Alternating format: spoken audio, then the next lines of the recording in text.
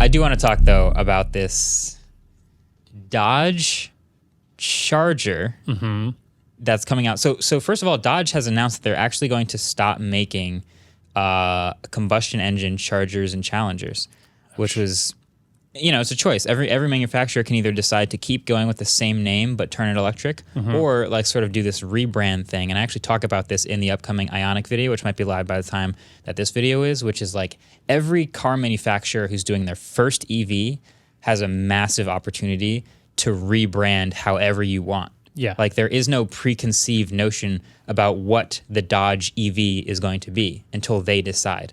Is it going to be a premium thing? Is it going to be just like the gas car? What are they going to do?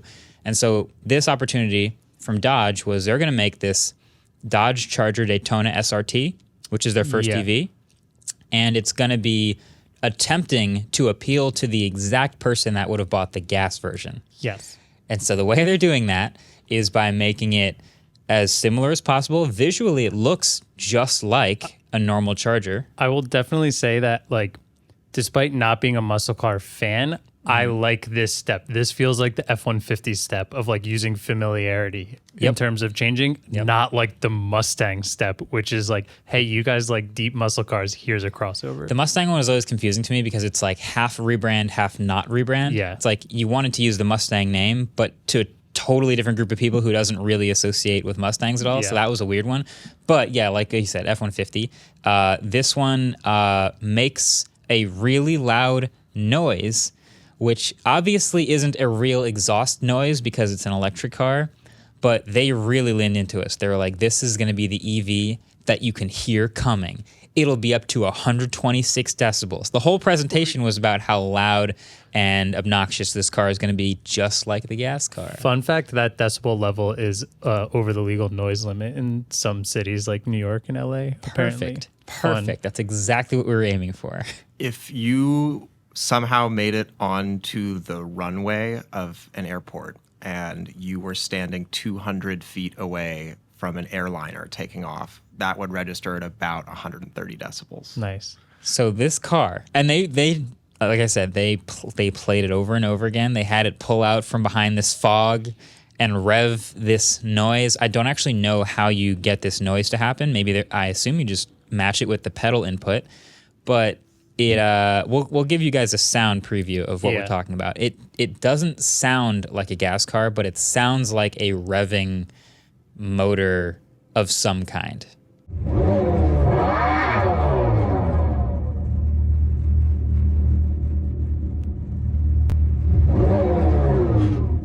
It's not that bad. It's not the worst noise in the world. The comments are hilarious to me. One of the top comments on YouTube is Bose is about to be the biggest aftermarket exhaust company. This is so there's so many thoughts on this. First, number one, I think fundamentally it's just playing noise from a speaker, and it sounds to me like it's playing noise from a speaker. Now, that's not what they're going to call it. They're going to call it. They have this. What do they call? They have this fancy word for it. Actually, yeah. I would look it up. I would also be interested to hear this in person because the sound we're hearing is from like a cell phone recording. It's in like muffled. a crowd. So I guess it's hard to tell exactly what is like potentially peaking and like getting messed up from the speaker or what is from the microphone of the fair. smartphone. Yeah. That is very fair.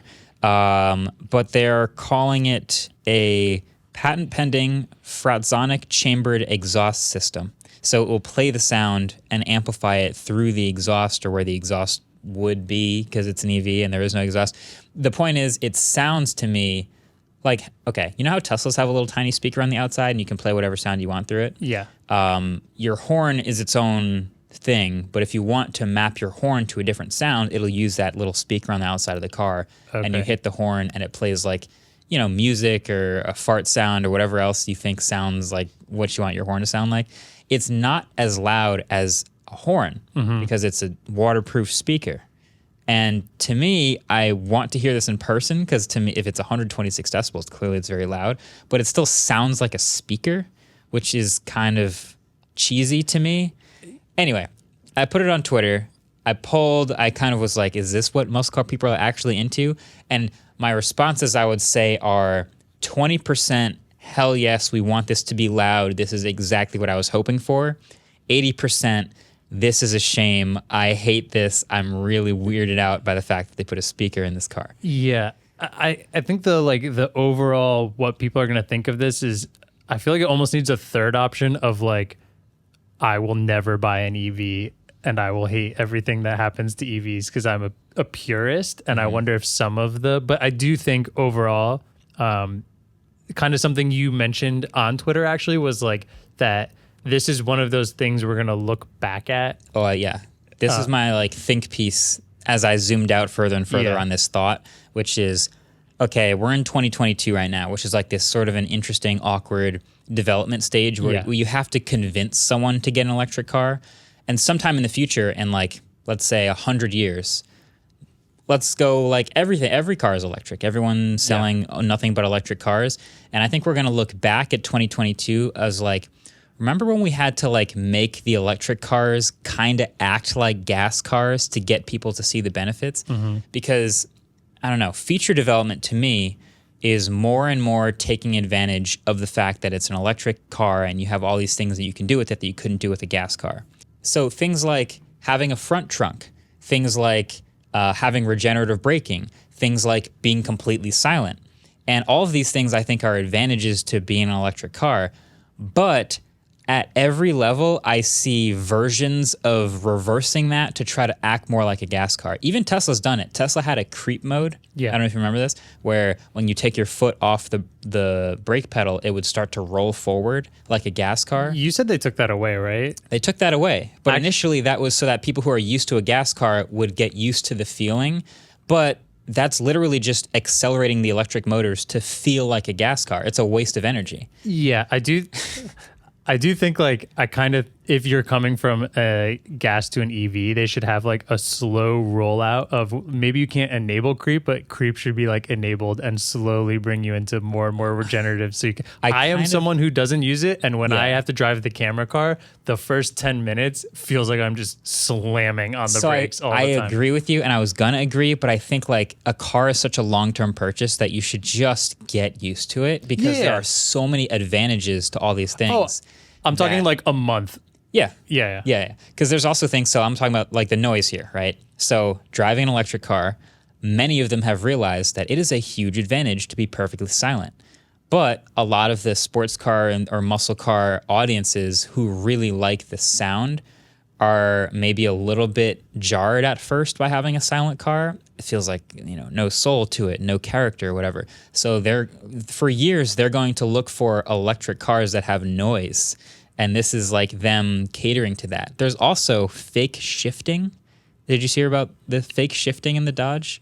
I didn't hear about it in the Dodge, no. So another advantage to an electric car is you have motors that generate torque at all RPMs at very high speeds, and it's almost like this linear acceleration. There's no inefficient shifting to match revs and all this stuff. It just happens, and you just go.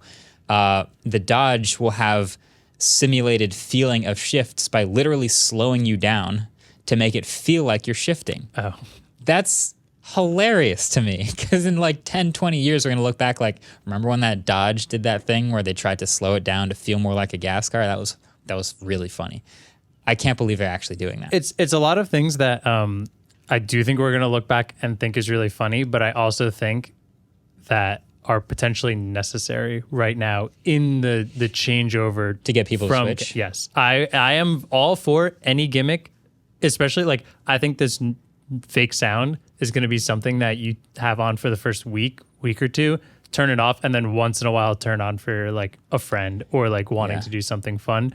But most of the time will just be turned off completely. I think I think these should all be things, and this is just from where I'm coming from, which is I'm very used to EVs already, but I think they should all be off by default, and you can enable them if it lets you get used to it faster, like creep mode, or like Porsche lets you turn on the sound. It's off by default in normal drive modes, but you can turn it on.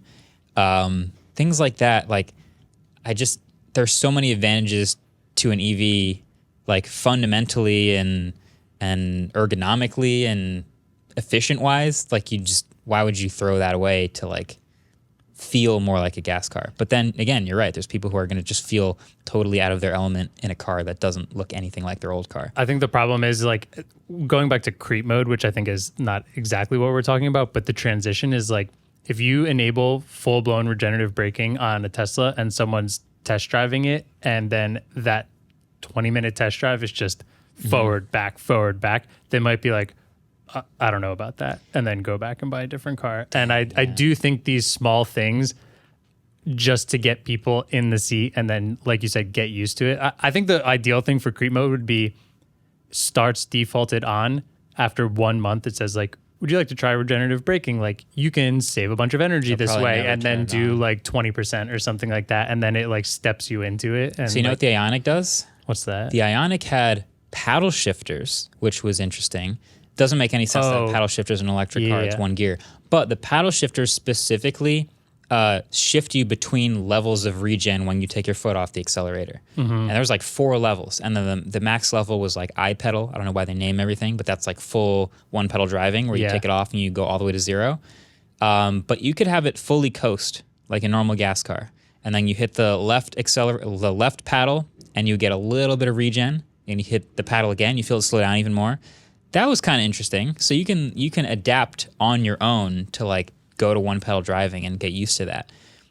But that is much more efficient to use regen. Yeah. So I do think like to take a step back from this whole thing and everyone listening, it is really cool to think about that we're like in the experience of the transition from gas to electric vehicle. Like there have been a lot of big transitions throughout humankind, and like I do think this is a pretty big one, and it's cool that we get to see all these weird little things that they're doing to do that transition and to eventually get to there, where I do think, like you said, in 100 years we're going to look back on this and be like, that was kind of weird, that was kind of dumb, I can't believe people needed that to switch, because now we're seeing all the benefits of it. But it does. You can't have 60 years of driving a gas car and immediately want to switch to an EV. Like there's just that little ledge you have to jump off of to do it. I did think of one reason the changing gears and the fake gears on the Charger could be cool.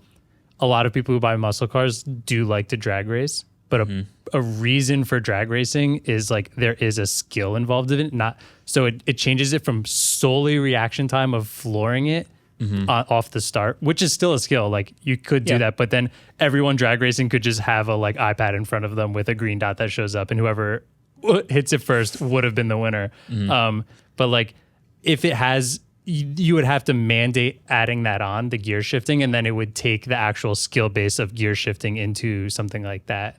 And then it's like for sport essentially. Yeah. Where you can like be bad at shifting and go slower. Yeah. But then you leave it off for normal everyday driving. Because drag racing is a subset of like the activity you do in your car. Yeah, no, that's fair. It's just, it's funny looking back at seeing all of the different things that they're trying. And then all the things that they're trying to like make it, because there's also the other end of, well, it's electric, so we got to make it feel electric. So the F-150 Lightning is basically just an F-150. There's some small differences. It has a lightning bolt. It has a lightning bolt on it. They did feel the need to go headlight bar, taillight bar, which seems like a trend with electric vehicles now. They're doing that. So there's some aesthetic things that they're doing. But, it even looks like it has a grill. It even looks like, all the normal stuff, like an engine under the hood, even though it's just a huge front trunk. So there are lots of things that are fun to watch as far as like making an EV in an age of gas cars. I'm excited to see this. I'm excited to see who might make the change, who might be interested in the sound, what people might do. But again, it's not for me. It's not my cup of tea. So I'll be interested to see whose it is. I just wanted to throw out there that this is not a normal car company we're talking about. This is Dodge. This is the company whose trim levels include Demon and Hellcat. This is the company who actively disappointed their fan base by announcing that they would not make a 700 horsepower minivan. So I think as they reinvent themselves in the EV age, I hope they keep being insane. They seem to be leaning still very into that. Yeah. Into just being Fair. the Dodge Demon lovers, the Durango Hellcat SRT fans, like they're gonna like some of this stuff, and that's what they're aiming for. I would very much like to see in the comments if you are excited for this, because like There's a group. I think there is a group, Yeah. and I think that if there's anything that any company can do to get that group of like muscle car heads to be interested in EVs, I think that is a worthwhile thing, especially if like I can't imagine adding a speaker with a loud noise is that much R&D into it. It's the best that they could probably think of. Like if you were sitting in Dodge headquarters and you were like, all right, seems like the future is electric. I have like a slight accent now. Yeah. Seems like the future is electric.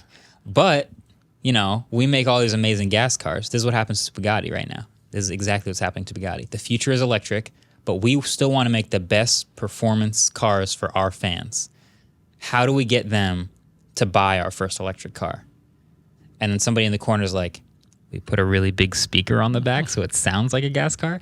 And they went, yeah, that's probably, yeah, I think that's going to work. That'll do. Here we go.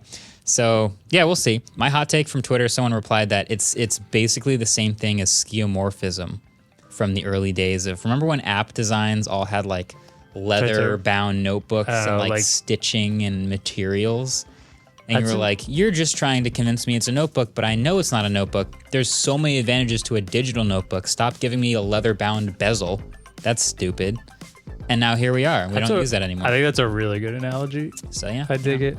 But there's a lot of people who hate minimalism too. So, all right, welcome to the Clips channel outro. This week we got this new microphone for earbone testing, and it's like an ASMR ear set. So we're gonna Clips outro with this. So I'm gonna put it down.